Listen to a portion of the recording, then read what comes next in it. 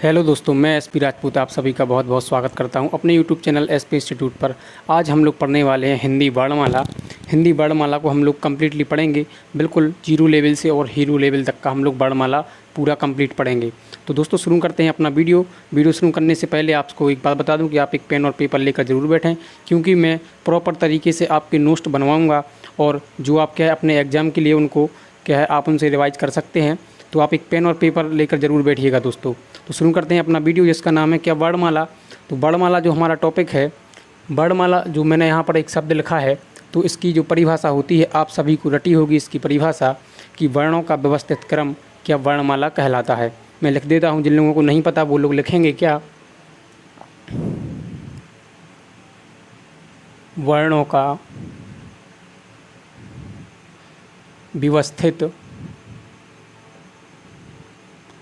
व्यवस्थित क्रम वर्णमाला कहलाता है।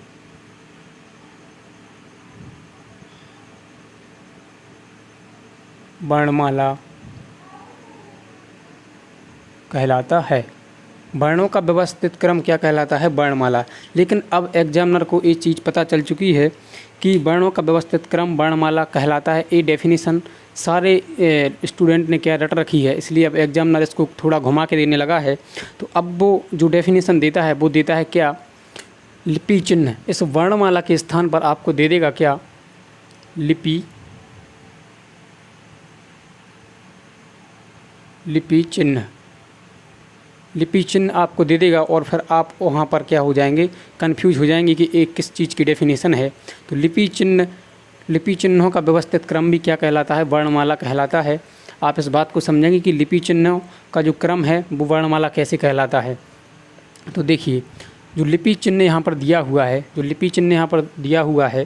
तो यहाँ पर हम आपको लिपि के बारे में थोड़ा एक चीज़ समझाएं कि जैसे हम कोई एक किसी ध्वनि का उच्चारण करते हैं, जैसे मैंने उच्चारण किया का, तो मैं उस का को कुछ इस प्रकार की आकृति प्रदान करता हूँ। मैंने उच्चारण किया क्या? का। तो मैंने उस उच्चारण की गई जो ध्वनि थी मैंने उसको इस प्रकार की आकृति दी। और यदि मैं इसी का को, इस जो मैंने ध्वनि उच्चारण की है, इसी ध्वनि को मैं अंग्रेजी भाषा में यदि लिखूँ तो मैं उसको लिखता हूँ कुछ इस प्रकार से, का। तो आप देखेंगे कि ध्वनि जो हमने उच्चारण की है वो क्या थी? समान थी। जो मैंने ध्वनि उच्चारण की है वो क्या थी? समान थी। लेकिन उनके जो लेखन का तरीका है, उनके जो लिखने का तरीका है, यानी कि जो उनके जो चिन्हों का तरीका है, उनको दर्शाने का जो तरीका है वो अपनी हर भाषा में क्या है? अलग अलग है। यानी कि जो अंग्रेजी भाषा है, अंग्रेजी भाषा की लिपि कौन सी होती है? रोमन। अंग्रेजी भाषा की लिपि कौन सी होती है? रोमन। और हमारी हिंदी भाषा की लिपि कौन सी होती है? देवनागरी। आप नोट भी कर सकते हैं, देवनागरी। क्या होती है? देवनागरी। तो हमें यहाँ पर एक बात पता चली कि जब मैं उसी ध्वनि को उच्चारित करता हूँ, जब मैं किसी ध्वनि को उच्चारित करता हूँ, तो उस ध्वनि को यदि मैं देवनागरी लिपि में लिखूँ, यदि मैं देवनागरी भाषा के अंतर्गत लिखूँ तो मैं उसे कुछ इस प्रकार से आकृति प्रदान करता हूँ। और यदि मैं उसे रोमन लिपि के अंतर्गत लिखूँ, यानी कि अंग्रेजी भाषा में लिखूँ, तो उसे हम किस प्रकार से, इस प्रकार की कुछ आकृति प्रदान करते हैं। तो हमें यहाँ से पता चलता है कि हर भाषा की अपनी कोई ना कोई क्या होती है, एक उसके लेखन की शैली होती है। यानी कि हर भाषा के लिखने का एक अपना अलग अलग प्रकार से तरीका होता है कि कोई ध्वनि है तो उसको हर भाषा में क्या है, अलग अलग तरीके से लिखा जाता है। उसका उच्चारण समान रूप से किया जाता है, लेकिन उसको अलग अलग तरीके से लिखा जाता है। जैसे उर्दू में आपने देखा होगा कि उर्दू में किसी चीज़ को इस प्रकार से लिखा जाता है। मुझे उर्दू नहीं आती, मैं सिर्फ आपको एग्जाम्पल के लिए बताता हूँ। तो कुछ इस उल्टी तरफ से लिखते हैं और ऐसे कुछ नुक्ता वगैरह ऐसी चीज़ें लगा देते हैं। तो क्या है, ये भी एक उनकी जो उर्दू भाषा है उसमें भी क्या है, लेखन जो उनके लिखने का जो तरीका है वो इस प्रकार से है। यानी कि किसी हम समान ध्वनि को हर भाषा में क्या है, अलग अलग तरीके के चिन्हों से या आकृतियों से क्या करते हैं, हम उसको दिखाते हैं कि इसको हिंदी भाषा में इस तरीके से लिखा जाता है और अंग्रेजी भाषा में इस तरीके से लिखा जाता है। तो हमें यहाँ पर पता चला कि जो लेखन का जो तरीका है, जो लिखने का जो तरीका है, तो वो क्या होता है, अपनी हर भाषा में, यानी कि हर भाषा में अपनी एक शैली होती है। तो जो हर भाषा की अपनी अपनी अलग अलग जो शैली होती है, उसी शैली को हम क्या कहते हैं? लिपि कहते हैं।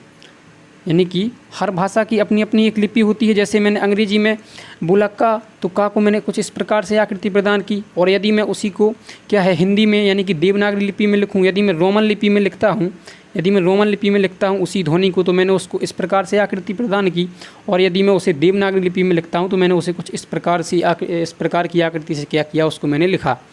तो यहाँ से हमें पता चला कि हर भाषा की अपनी अपनी एक क्या होती है, एक लिखने का क्या होता है, एक तरीका होता है, एक शैली होती है। तो उसी लिखने की शैली को हम क्या कहते हैं, लिपि। और यदि हम इस आकृति को, जो मैंने ये आकृति यहाँ पर दर्शाई है, इस आकृति को यदि मैं चिन्ह कह दूँ तो इसमें क्या कोई समस्या वाली बात है? ऐसे हम चिन्ह भी तो कह सकते हैं, क्योंकि एक प्रकार का चिन्ह ही तो है। हमने इस चिन्ह के द्वारा ही तो उस ध्वनि को क्या किया है, इसको लिखा है कि हम उस ध्वनि को इस प्रकार का कुछ आकार दे देंगे, तो इसे हम चिन्ह कह सकते हैं। तो उसने यही पूछ लिया था क्या, कि लिपि चिन्हों के व्यवस्थित क्रम को हम क्या कहते हैं, वर्णमाला कहते हैं। तो सिर्फ इतनी सी बात थी जो एग्जामिनर ने क्या है थोड़ी हट के पूछ ली थी। अब देखिए, यदि आपको इसके अलावा वह पूछ लेता है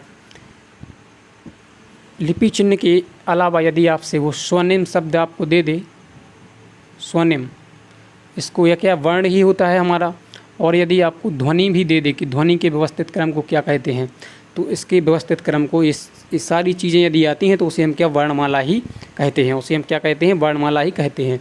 तो कभी भी आपको इन चीज़ों में कन्फ्यूज नहीं होना है। तो ये तो थी हमारी क्या, वर्णों का वर्णमाला की डेफिनेशन, जो आप अच्छे तरीके से समझे होंगे। अब यहाँ से एक शब्द निकल के आता है क्या, यहाँ से एक शब्द निकल के आता है वर्ण। शब्द आता है क्या, वर्ण। शब्द क्या आया, वर्ण। तो वर्ण हम किसे कहते हैं, तो हम वर्ण को कह सकते हैं क्या, कि ध्वनि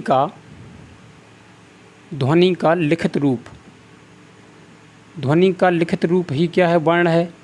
ध्वनि का लिखित रूप क्या है, वर्ण है। ध्वनि का लिखित रूप ही तो वर्ण है। जब हम किसी ध्वनि को उच्चारित करते हैं, जब हम उसको किसी चीज़ को उच्चारित करते हैं, तो जब तक हम उसे उच्चारण उसका कर रहे हैं तब तक तो वह क्या है, ध्वनि है। लेकिन जब हम उसी ध्वनि को लिख देते हैं किसी चिन्ह या किसी आकार के द्वारा, उसे हम दर्शा देते हैं, तो वह हमारा क्या कहलाता है, वर्ण कहलाता है। वो हमारा क्या कहलाता है, वर्ण। यानी कि जो ध्वनि है, जो हमारा ध्वनि है, अब इस ध्वनि को हम और तोड़ नहीं सकते हैं। क्या कर सकते हैं हम इस ध्वनि को, मतलब ध्वनि इतनी ऐसी मौखिक इकाई है जिसको हम और नहीं तोड़ सकते। और वर्ण भी हमारा क्या है, भाषा की सबसे छोटी क्या है, लिखित इकाई है, जिसको हम क्या अब और नहीं तोड़ सकते। क्या मैं आपसे बोलता हूँ क्या, ये आ क्या है, एक वर्ण है। क्या इस आ को आप और तोड़ सकते हैं? तो क्या हम इस आ को और नहीं तोड़ सकते। तो आप देखेंगे कि वर्ण और ध्वनि में एक अंतर आप देखेंगे। सबसे पहले आप लिखेंगे क्या, ध्वनि। तो ध्वनि को हम क्या कह सकते हैं, जिस प्रकार से हमने वर्ण को कहा है कि ध्वनि का लिखित रूप क्या है, वर्ण है, तो वर्ण को हम ये नहीं कह सकते कि वर्ण का मौखिक रूप क्या है, ध्वनि है। यानी कि ध्वनि का लिखित रूप वर्ण है और वर्ण का मौखिक रूप क्या है, ध्वनि है। वर्ण का मौखिक रूप क्या है, ध्वनि। जब कोई वर्ण लिखा होगा तो उसे यदि हम उच्चारित करेंगे तो वह हमारी क्या बन जाएगी, ध्वनि। अब आप ध्वनि और वर्ण में एक छोटा सा अंतर लिखेंगे, तो आप लिखेंगे क्या, कि वर्ण, सबसे पहले आप लिखेंगे क्या, वर्ण भाषा की सबसे छोटी लिखित इकाई है। क्या है, लिखित इकाई है या फिर अंग है। और यदि मैं बात करूं किसकी, ध्वनि की, तो ध्वनि भाषा की सबसे छोटी क्या है, मौखिक इकाई है। क्या है, मौखिक इकाई।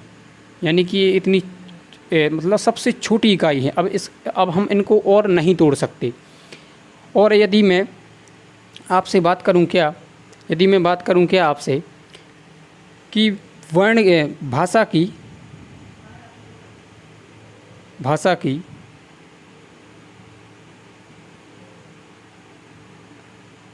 मैं यहाँ पर करूँ क्या, अर्थ के आधार पर क्या करूँ, अर्थ के आधार पर भाषा की सबसे छोटी इकाई, तो वो हमारी क्या होगी, क्या होगा हमारा शब्द, क्या होगा शब्द। जैसे मैं आपसे पूछता हूँ कि जैसे मैंने कोई वर्ण लिखा, मैंने लिखा यहाँ पर क्या, मैंने लिखा यहाँ पर क्या, मैंने यहाँ पर एक ग लिख दिया, तो क्या आप इस गा से कोई अर्थ लगा सकते हैं? इस गा से, जो एक गा यहाँ पर बड़ा लिखा है, इस गा से हम किसी चीज़ का अर्थ, इस गा का कोई अर्थ निकल रहा है कि इस गा का अर्थ क्या होता है। लेकिन यदि मैं कोई शब्द लिख देता हूँ, यदि मैं कोई शब्द लिख देता हूँ, जैसे मैंने लिखा क्या, मैं लिखता हूँ क्या, गुस्सा, तो ये हमारा क्या है, एक शब्द, ये हमारा क्या है, एक शब्द है। तो इस गुस्सा का हमें क्या अर्थ पता है कि इस गुस्सा का अर्थ नाराज, क्रोधित इत्यादि होता है। तो यहाँ पर हमें पता है कि क्या है, जब तक कोई हमें शब्द नहीं मिलेगा तब तक हम क्या है, उसका अर्थ नहीं निकाल पाएंगे। यानी कि सिर्फ वर्ण को देखकर हम उसका अर्थ नहीं निकाल पाएंगे, जब पूरा शब्द लिखा होगा तभी हम क्या कर पाएंगे, उसका अर्थ निकाल पाएंगे। यानी कि अर्थ के आधार पर जो सबसे छोटी इकाई है वो हमारी क्या है, वो हमारा क्या है, शब्द। और यदि आपसे पूछा जाए कि भाषा की सबसे छोटी इकाई कौन सी है, ना आपसे लिखित पूछे और ना ही आपसे मौखिक पूछे, यदि आपसे पूछता है कि वर्ण भाषा की सबसे छोटी लिखित इकाई कौन सी है, भाषा की सबसे छोटी लिखित इकाई कौन सी है, तब आप बताएंगे क्या, वर्ण। और यदि पूछे आपसे भाषा की सबसे छोटी मौखिक इकाई कौन सी है, तब आप बताएंगे क्या, ध्वनि। यानी कि जब लिखित और मौखिक पूछे तो मौखिक पूछे तो ध्वनि और लिखित पूछे तो वर्ण। लेकिन यदि जब आपसे पूछे कि भाषा की सबसे छोटी इकाई कौन सी है, यानी कि ना ही आपसे वह लिखित पूछे और ना ही मौखिक पूछे, तो उस कंडीशन में भी आप किसको, वर्ण ऑप्शन को देखेंगे कि वर्ण ऑप्शन हमारा सही माना जाएगा। तो ये चीज़ें थी हमारी किसकी, वर्ण शब्द, जो हमारा वर्ण है उससे रिलेटिव चीज़ों की। और इसके बाद हम लोग बात करते हैं किसकी, वर्णों की। तो कुल वर्ण हमारे कितने होते हैं, कुल वर्णों की संख्या कितनी होती है, 52। कुल वर्णों की संख्या कितनी होती है, 52, जिसको क्या है, मुख्य रूप से दो भागों में बांटा गया है। पहला हमारा क्या है, स्वर, और दूसरा हमारा क्या है, व्यंजन। दूसरा क्या है, व्यंजन। तो स्वर हमारे क्या है, स्वर हमारे क्या है, जो स्वतंत्र रूप से ना बोले जाएं, जो स्वतंत्र रूप से बोले जाते हैं। सॉरी, मैंने बोल दिया क्या, स्वतंत्र रूप से ना बोले जाएं, लेकिन स्वर हमारे क्या होते हैं, जो स्वतंत्र रूप से बोले जाएं, जो स्वतंत्र रूप से बोले जाएं वो हमारे क्या हैं, स्वर हैं। यानी कि ये अपने आप में क्या होते हैं, स्वतंत्र होते हैं। इनको क्या, इनका उच्चारण करने के लिए इन्हें किसी अन्य वर्ण की आवश्यकता नहीं होती है, तो वो हमारे क्या होते हैं, स्वर। और इसका अगर मैं एग्जांपल दूं आपको, तो क्या है हमारा ए, क्या है हमारा ए, दीर्घ ए, ऐसे ऐसे करके। और यदि मैं बात करूं किसकी, व्यंजन की, तो व्यंजन की आप परिभाषा लिखेंगे, व्यंजन की आप परिभाषा लिखेंगे क्या, जो, यानी कि वे वर्ण जो स्वरों की सहायता से बोले जाते हैं, जो स्वरों की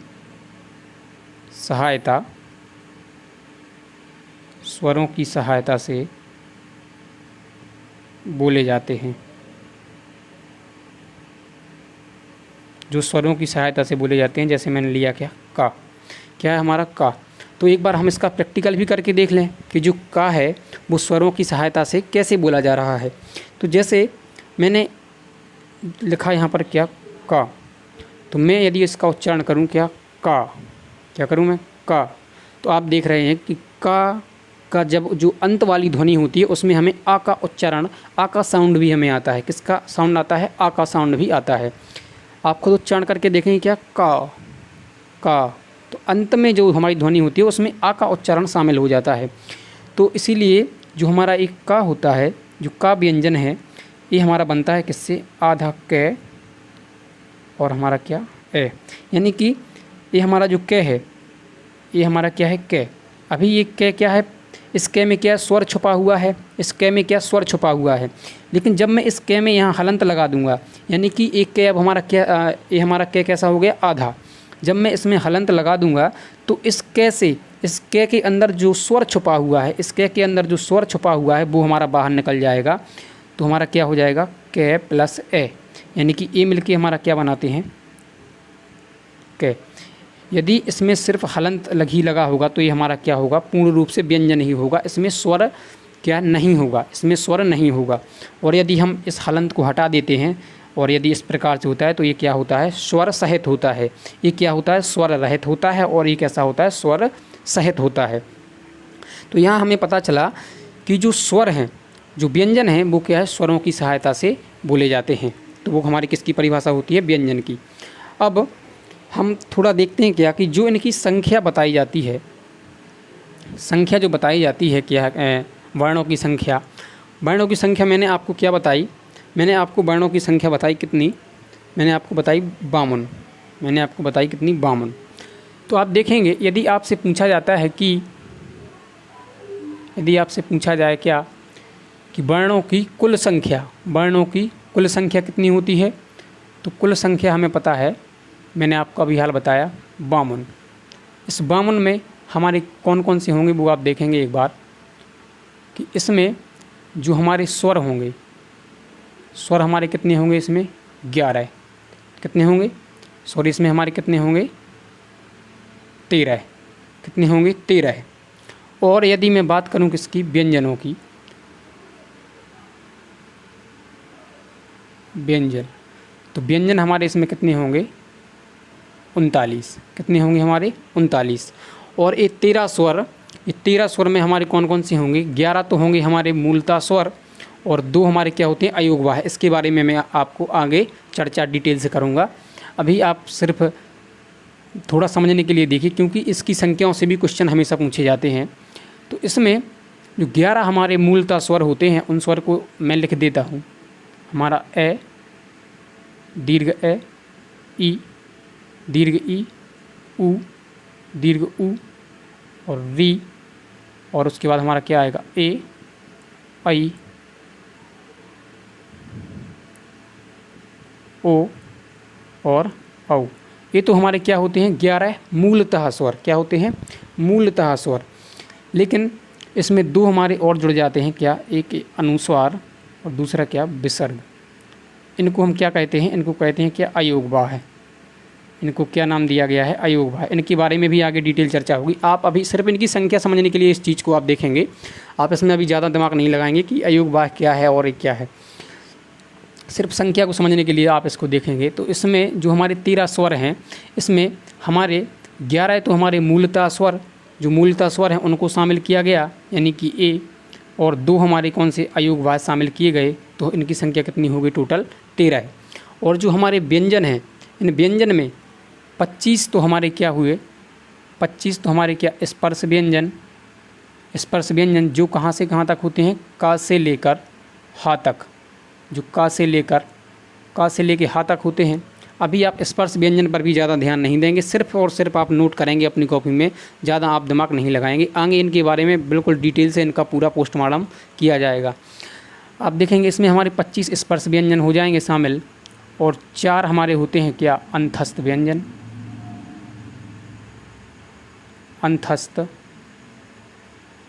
अंतस्थ व्यंजन। और इसमें हमारे क्या होते हैं, या, रा, ला और वा। और उसके बाद 4 हमारे क्या होते हैं, 4 हमारे होते हैं क्या, ऊष्म व्यंजन। ऊष्म व्यंजन जिसमें हमारे कौन कौन से आते हैं, श, यानी कि तीनों हमारे स आ जाते हैं, और हमारा क्या आ जाता है, सॉरी ये हमारे होते हैं कहाँ तक, का से लेकर और माँ तक। कहाँ तक होते हैं, का से लेकर माँ तक। और ये हमारे कहाँ तक हो जाते हैं, शा से लेके हा तक। कहाँ तक हो जाते हैं, यानी कि का से लेकर माँ तक जो गिनती होती है वो 25 होती है। और 4 हमारे अंतस्थ व्यंजन, यानी कि या, ला, ला, वा। उसके बाद हमारा क्या, 4 उसमें व्यंजन, शा, शा, हा और हा, शा, शा, शा और हा। उसके बाद हमारे 4 होते हैं क्या, संयुक्त व्यंजन। संयुक्त व्यंजन सभी के बारे में डिटेल चर्चा आगे की वीडियो में आपको मिलेगी। आप अभी के लिए सिर्फ इनकी संख्याओं को क्या है, आप मिस्टेक ना कर पाएँ, उसके लिए आप सिर्फ इस चीज़ को आप इस चीज़ को देखेंगे। संयुक्त व्यंजन हमारे कितने होते हैं? 4, जिसमें हमारे कौन कौन से होते हैं? छ, त्र, ज्ञ और श्री। तो हमारे कितने हो गए टोटल? 25, 4 29, 4 33 और 4 37, और हमारे 2 बचते हैं। कौन से 2 बचते हैं हमारे? कौन से? उत्क्षिप्त व्यंजन, उत्क्षिप्त व्यंजन। और इसमें हमारे कौन कौन से आते हैं? ये नीचे जो बिंदी लगी रहती है इसको उत्क्षिप्त बिंदी बोला जाता है। तो 2 हमारे ए शामिल होते हैं। तो आप देखेंगे कि इनकी टोटल जो संख्या हो गई वो कितनी हो गई? 39। कितनी हो गई? 39। कितनी हो गई? 39। 12 2 14, 25 और 14 कितनी होती है? 39। तो 39 और ए इनकी संख्या कितनी है? 13 है। तो ये टोटल मिला के कितनी होती है हमारी? 52। तो ये तो हमारी क्या होती है? यदि आपसे पूछा जाए कि कुल व्यंजनों की संख्या कितनी होती है, तो 39। कुल स्वरों की संख्या कितनी होती है? कुल यदि शब्द लगा हो तो वहाँ पर कितनी होगी? 13। यदि पूछा जाए कुल वर्णों की संख्या तो कितनी होती है? 52। कितनी होती है? 52। लेकिन यदि आपसे पूछा जाए क्या, यदि आपसे पूछा जाए क्या कि आपसे पूछा जाए मूलतः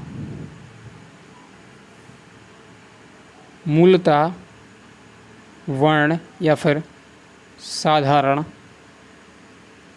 साधारण वर्ण की संख्या, मूलतः वर्ण या साधारण वर्ण की संख्या, तो इसमें होती है कितनी? इनकी संख्या होती है कितनी? 44। और इनको क्या है? इनमें 44 आप देखेंगे किस तरीके से होती है कि इसमें 33 तो हमारे क्या आ जाते हैं? व्यंजन, और 11 हमारे क्या आ जाते हैं? स्वर। 11 स्वर और 33 व्यंजन। क्या आ जाते हैं? 11 स्वर और 33 व्यंजन। यानी कि हमारे उसमें कौन कौन से शामिल नहीं होंगे? फिर आप इसमें से देखेंगे कि 25 4 29 4 33, यानी कि जब हमारे मूलतः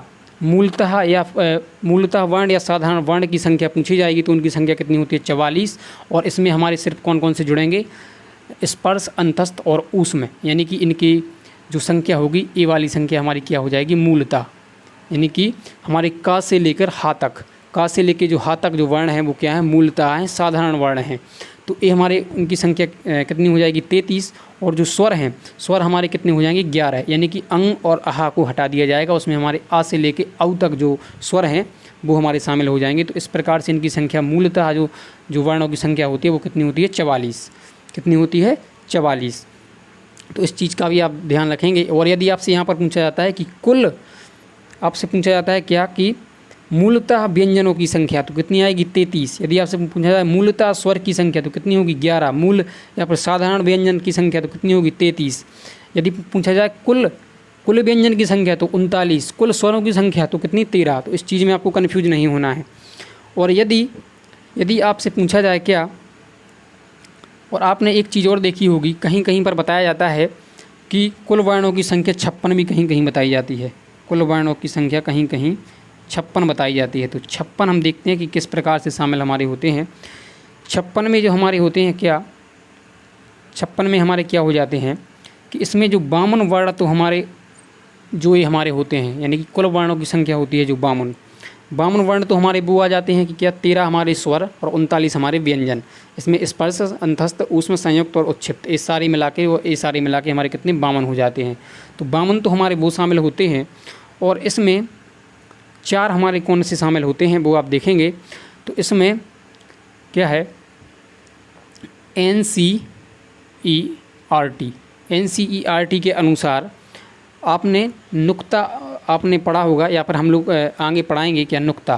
तो नुक्ता जो आप थोड़ा सा आप यहीं समझ लेंगे थोड़ी देर के लिए आप, क्योंकि इस नुक्ता के बारे में भी हम लोग पूरी डिटेल चर्चा करेंगे। नुक्ता जो बिंदी होती है वो इस प्रकार से लगाई जाती है। और नुक्ता बिंदी हमारी किसके साथ होती है? का के साथ, खा के साथ, गा के साथ, जा के साथ और फा के साथ, इनके साथ लगती है। तो क्या है? बताया जाता है कि जो हमारे आगत व्यंजन हैं, यानी कि जो ये नुक्ता वाले व्यंजन हैं, ये हमारे कितने होते हैं? 5। लेकिन NCERT के अनुसार इनकी संख्या होती है कितनी? 3। तो इसमें हमारे 3 उन्होंने बताए कितने? कौन कौन से?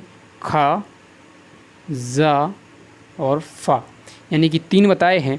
और एक हमारा शामिल हो जाता है क्या? आगत स्वर। आगत स्वर। और आगत स्वर हमारा कौन सा होता है? ए वाला, ये हमारा क्या होता है आगत स्वर, ये हमारा क्या होता है आगत स्वर। तो 3 तो इनकी संख्या हो गई और एक हमारा ए, तो टोटल हो गए हमारे कितने 4, कितने हो गए 4। तो इस प्रकार ये मिला के संख्या इनकी कितनी हो जाती है 56। तो यदि आपसे पूछा जाता है इस 56 संख्या के बारे में, क्वेश्चन आपको इस प्रकार से बन सकता है कि देवनागरी लिपि में देवनागरी लिपि के अनुसार मानकीकृत वर्णों की संख्या कितनी है। देवनागरी लिपि के अनुसार मानकीकृत वर्णों की संख्या कितनी है, तो उस कंडीशन में आप क्या करेंगे 56 वहाँ पर लगाएंगे। देवनागरी लिपि में मानकीकृत वर्णों की संख्या कितनी है, तो 56 है। तो आप जो इम्पोर्टेंट चीज़ है वो मैंने आपको यहाँ पर बता दी कि मूलतः में और कुल में आपको कन्फ्यूजन नहीं होना है कि इनकी संख्या। और जो मैंने आपको यहाँ पर ये चीज़ें बताई हैं थोड़ी डिफरेंट की आगत स्वर, आगत व्यंजन, ये मैंने आपको बताई है, इन सब चीज़ के बारे में आप अभी इनमें सिर्फ ज़्यादा दिमाग नहीं लगाएंगे, आप सिर्फ इसको एक छोटा सा नोट कर लेंगे, इसके बारे में आगे हम लोग डिटेल चर्चा करेंगे। तो ये हमारी क्या हुई संख्या के बारे में। अब हम लोग बात करते हैं इसके आगे। तो हम लोगों ने वर्णों को 2 भागों में बांट लिया है, स्वर और व्यंजन। तो सबसे पहले हम क्या स्वरों को पढ़ते हैं, सबसे पहले हम लोग पढ़ते हैं किसको, स्वरों को। स्वर, तो स्वर की मैंने आपको डेफिनेशन जो है मैंने आपको बता दी है कि जो स्वतंत्र रूप से बोले जाएं उन्हें हम क्या कहें, वो हमारे क्या हैं स्वर हैं। जैसे कि आ से लेकर हमारे कहाँ तक आते हैं, आ तक आते हैं।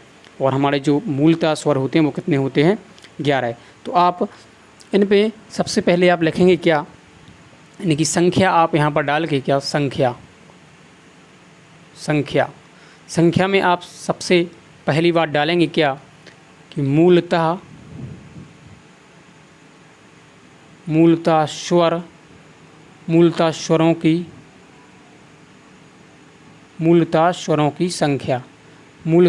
की संख्या। सबसे पहले आप डालेंगे क्या मूलतः स्वरों की संख्या या फिर स्वर की संख्या, मूलतः स्वरों की संख्या या स्वर की संख्या।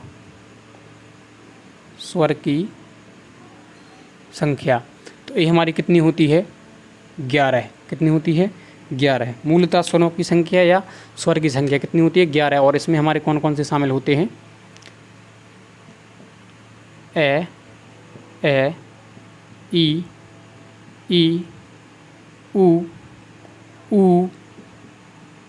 री और ए, ऐ, ओ और औ।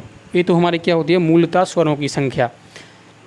दूसरा आप डालेंगे क्या अर्थ के आधार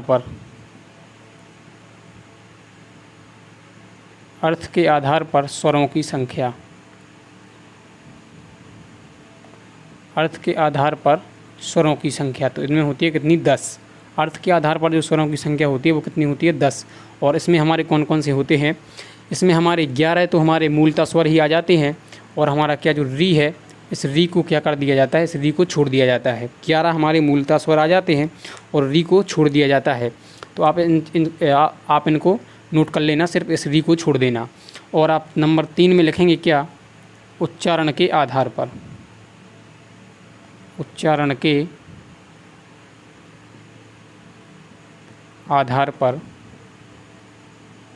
स्वरों की संख्या। उच्चारण के आधार पर स्वरों की संख्या कितनी होती है 13 है, जिसमें 11 तो हमारे क्या आ जाते हैं मूलतः स्वर जो हमारे अ से लेकर औ तक हैं। और 2 हमारे आ जाते हैं क्या अयोगवाह। अयोगवाह हमारे कौन कौन से होते हैं, अयोगवाह एक हमारा अनुस्वार, इसको क्या बोलते हैं अनुस्वार। और ये जो हमारा आह होता है इसको क्या बोलते हैं विसर्ग, इसको बोला जाता है क्या अनुस्वार और इसको बोलते हैं क्या विसर्ग, अनुस्वार और विसर्ग। तो ये हमारे 2 इसमें शामिल होते हैं अनुस्वार और विसर्ग, जो हमारे क्या हैं उच्चारण के आधार पर स्वरों की संख्या। और एक चीज़ और आप नोट करेंगे, इनका मैंने आपको क्या नाम बताया अयोगवाह। तो अयोगवाह की संख्या कितनी होती है 2। कौन कौन से हमारा अनुस्वार और विसर्ग। लेकिन यदि पूछा जाए कि शब्दकोश के अनुसार अयोगवाह की संख्या कितनी होती है, तो शब्दकोश के अनुसार जो एक चंद्र बिंदु होता है,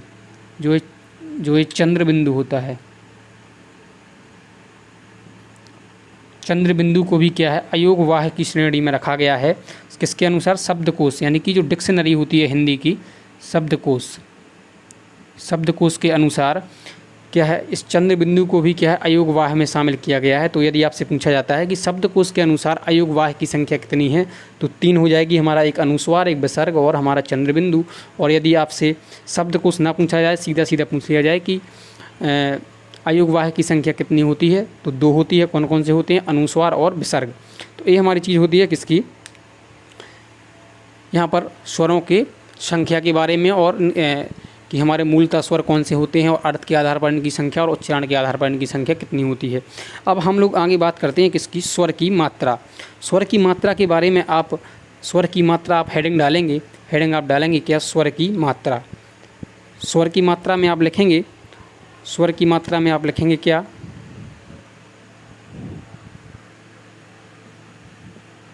स्वर की मात्रा। स्वर की मात्रा हेडिंग डालने के बाद आप इसके आगे से डैश करके लिखेंगे आप क्या, कि व्यंजनों के विभिन्न प्रकार के उच्चारणों को, व्यंजनों के विभिन्न प्रकार के उच्चारणों को स्पष्ट करने के लिए, व्यंजनों के विभिन्न प्रकार के उच्चारणों को स्पष्ट करने के लिए जब व्यंजन के साथ स्वर को, जब व्यंजन के साथ स्वर का योग करते हैं, व्यंजन के साथ स्वर का योग करते हैं, तो स्वर अपने मूल रूप में ना आकर, मात्रक रूप में, स्वर अपने मूल रूप में ना आकर जिस रूप में आता है, स्वर अपने मूल रूप में ना आकर जिस रूप में आते हैं उसे स्वर की मात्रा कहते हैं। यानी कि उसका कहने का मतलब क्या है, उसका कहने का क्या मतलब है कि व्यंजनों के जो विभिन्न प्रकार के उच्चारण हैं उनको स्पष्ट करने के लिए व्यंजन के साथ किसका, स्वर का योग किया जाता है। यानी कि जैसे ये हमारा क्या है, ये हमारा क्या है, कै, इसका उच्चारण करने के लिए हम क्या करते हैं, स्वर का योग करते हैं, स्वर का योग करते हैं।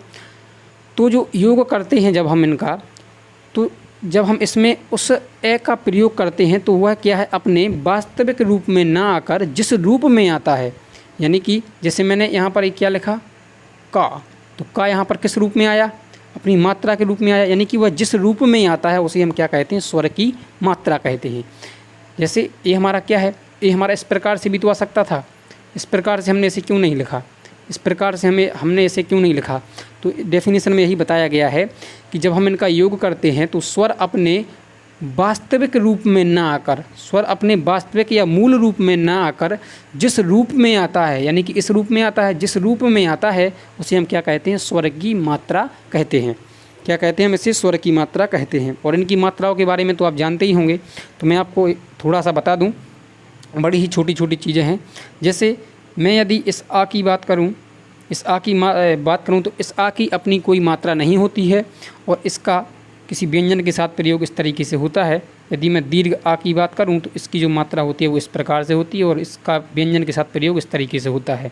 यदि मैं ई की बात करूं, ए की बात करूं तो इसकी जो मात्रा होती है वो इस तरीके से होती है और व्यंजन के साथ इसका प्रयोग ऐसा होता है। इसी प्रकार बड़ी ई, इसकी मात्रा इस तरीके से होती है और व्यंजन के साथ इसका प्रयोग ऐसे होता है। यदि मैं ऊ की बात करूं तो इसकी मात्रा इस तरीके से होती है और व्यंजन के साथ इसका प्रयोग कैसे होता है, किस तरीके से, इस तरीके से होती है। और यदि मैं दीर्घ ऊ की बात करूं तो हमारे इसकी मात्रा किस प्रकार से, इस प्रकार से होती है और इसका प्रयोग ऐसे होता है। इसी प्रकार मैं किसकी री की बात करूं, इस बात पे आप ध्यान रखेंगे क्या, री की मात्रा आप ज़रूर ध्यान रखेंगे। री की जो मात्रा होती है वो किस प्रकार से, इस प्रकार से होती है और इसकी मात्रा किसी व्यंजन के साथ इसका प्रयोग इस तरीके से किया जाता है। जैसे हम लिखते हैं ना, पृथ्वी, तो कई बार आप लोग हम लोग बोल देते हैं क्या कि इसमें पा में रा की मात्रा है। वो रा की मात्रा नहीं होती है, किसकी, इस री स्वर की मात्रा होती है। किसकी मात्रा होती है, री की मात्रा होती है।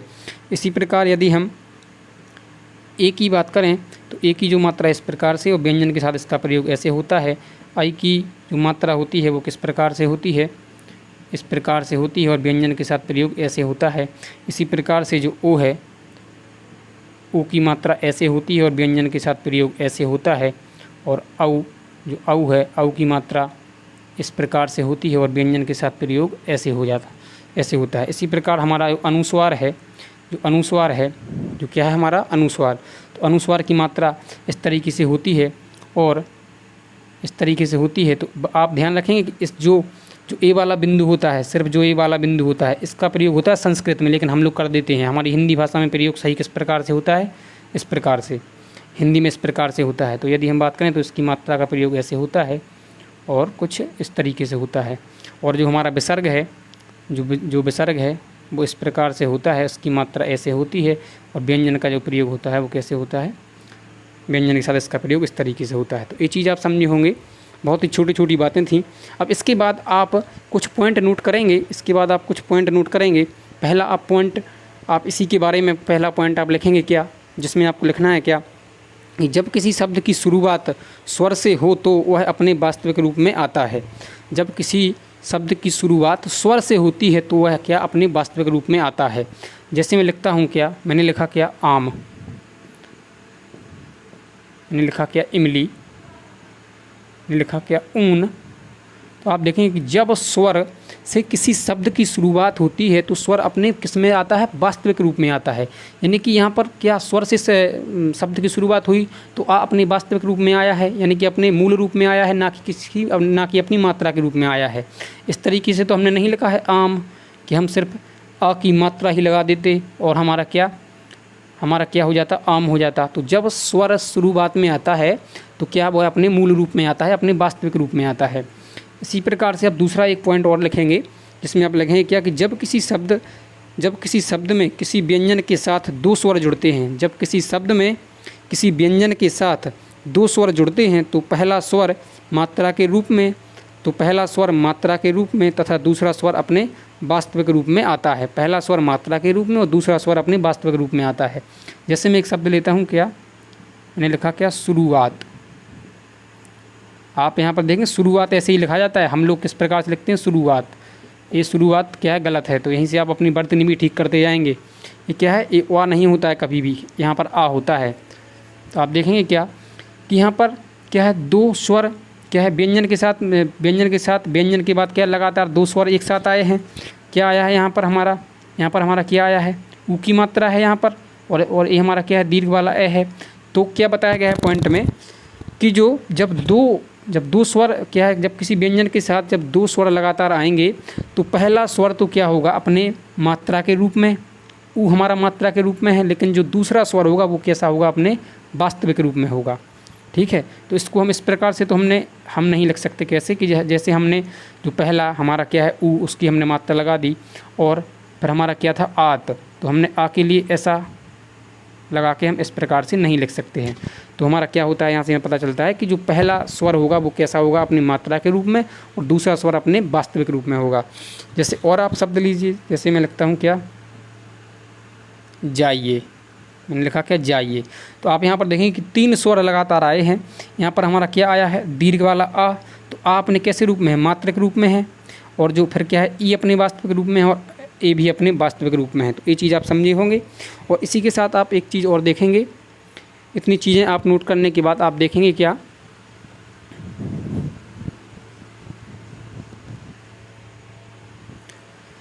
कि जो ये ऊपर वाली लाइन होती है, जो ये ऊपर वाली, जब हम किसी वर्ण को लिखते हैं, जब हमें कोई वर्ण लिखना पड़ता है तो हमें इस ऊपर वाली लाइन की आवश्यकता पड़ती है, और एक हमें इस लाइन की आवश्यकता पड़ती है। इन दो लाइनों की हमें आवश्यकता पड़ती है। तो जो ये ऊपर वाली लाइन होती है इसको बोला जाता है क्या, इसको हम बोलते हैं क्या, शिरोरेखा। इसको क्या बोलते हैं, शिरोरेखा। और जो ये नीचे वाली लाइन होती है इसे बोला जाता है क्या, खड़ी पाई। इसे क्या बोला जाता है, खड़ी पाई। इसे हम क्या बोलते हैं, खड़ी पाई। तो इस चीज़ का भी आप ध्यान रखेंगे कि हमें इन दो लाइनों की तो हर कोई भी वर्ण हमें लिखना हो तो उसके लिए हमें इनकी ज़रूरत पड़ती है। तो इसमें क्या है, शिरोरेखा हमारी ऊपर वाली लाइन होती है, और जो खड़ी पाई जो नीचे वाली होती है उसको खड़ी पाई बोलते हैं। साथ ही साथ आप एक चीज़ और देखेंगे, बिंदुओं के बारे में आप यहीं पर समझेंगे कि जैसे एक कोई क्या है वर्ण के लिए हमने क्या बना दिया, एक हमने ये दो लाइनें तैयार कर दी। तो एक बिंदु यहाँ पर ऊपर आपने देखा होगा लगा कई बार, और एक बिंदु आपने नीचे लगा देखा होगा, जो मैंने आपको अभी बताया था कि डे और ढे के साथ लगा था ना। और एक बिंदु यहाँ पर आपने लगा देखा होगा यहाँ पर, और एक बिंदु क्या है यहाँ पर लगा देखा होगा आपने। तो आप देखेंगे क्या यहीं पर आप देखेंगे क्या कि जो हमारा ऊपर वाली बिंदी होती है, ये हमारी क्या होती है, अनुस्वार। इसको क्या बोलते हैं, अनुस्वार। और इसका प्रयोग आप कोष्टक में करके लिखेंगे कि इसका प्रयोग सिर्फ स्वरों के साथ होता है। किसके, स्वरों के साथ। इसका प्रयोग स्वरों के साथ होता है, सिर्फ स्वरों के साथ होता है। आप कहेंगे कि नहीं, मैंने तो इस कै में भी लगा देखा है, ऐसा लिखा होता है, जैसे मैं लिखता हूँ ना कंगना, इस प्रकार से लिखा होता है, तो यहाँ तो व्यंजन के साथ इसका प्रयोग है। तो यहाँ पर आप देखेंगे कि इस कै में क्या हमारा स्वर भी छुपा हुआ है, यानी कि जो हमारा कै है, एक कै तो हमारे किससे मिलकर बना है, कै प्लस ए। तो ये जो ये अनुस्वार वाली बिंदी है, तो ये किस पर है, इस पर है। किस पर है हमारी, इस ए पर है, ए पर है, ना कि इस कै पर है। तो आप इस चीज़ का भी ध्यान रखेंगे, आपको यहाँ कन्फ्यूज नहीं होना है कि बताया था कि सिर्फ स्वरों के साथ प्रयोग होता है, तो यहाँ स्वर के साथ ही प्रयोग हो रही है, क्योंकि इस का में हमारा स्वर तो छुपा हुआ है, इसलिए। तो ये चीज़ होती है हमारी क्या, जो अनुस्वार है वो सिर्फ स्वरों के साथ प्रयोग होती है।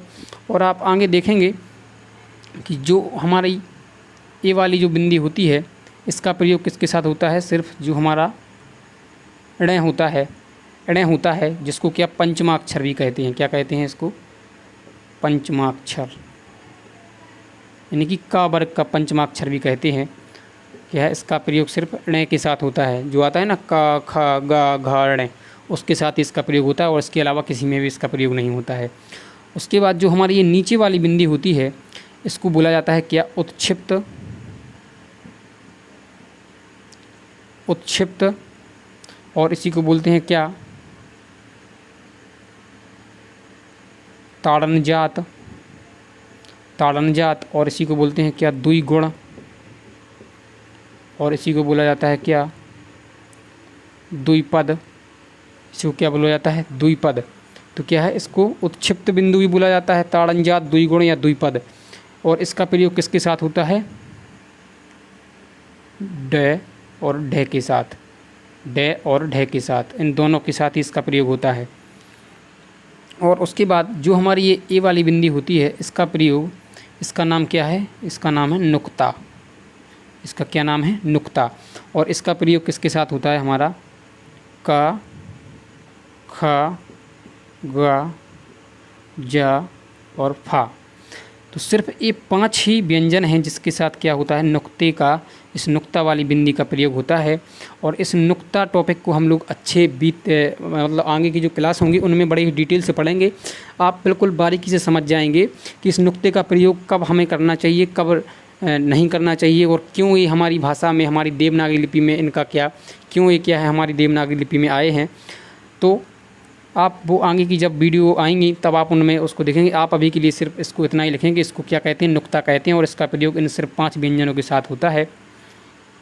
और आप देखेंगे क्या कि जो नुक्ता है, नुक्ता के बारे में सबसे पहले किसने बताया था, आप इस चीज़ को भी यहीं नोट करेंगे। तो नुक्ता के बारे में सबसे पहले बताया था किसने, राजा शिव प्रसाद,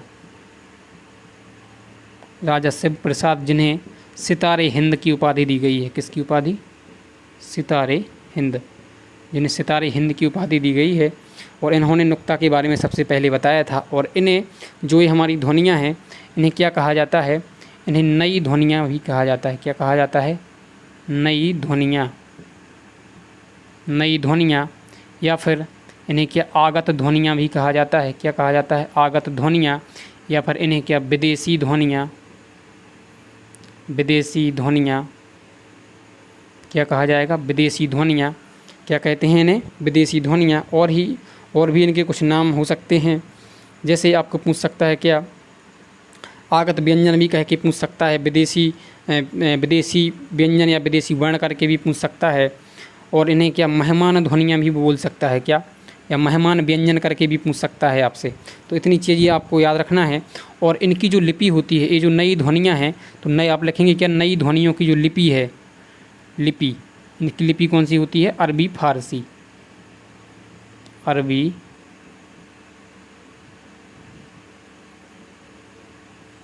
अरबी फारसी इनकी क्या होती है, लिपि होती है। अरबी फारसी दोनों की लिपि लगभग समान होती है, यानी कि दोनों की जो मतलब भाषा होती है वो समान होती है, इसलिए इसको एक साथ लिखा जाता है अरबी फारसी। इनकी लिपि कौन सी होती है, अरबी फारसी। तो इनको अरबी फ़ारसी ध्वनियाँ भी कहा, मतलब अरबी फ़ारसी ध्वनियाँ करके भी आपसे पूछा जा सकता है, तो आपको इस चीज़ में भी कन्फ्यूज़ नहीं होना है। तो इस चीज़ में क्या है, अब इसके आगे हम लोग बात करेंगे, आगे क्या है स्वरों का जो वर्गीकरण होगा वो हम लोग इससे अगली वीडियो में बात करेंगे दोस्तों। तो आज के लिए इतना ही रखते हैं। वीडियो अच्छा लगा है तो लाइक कीजिए। Thank you.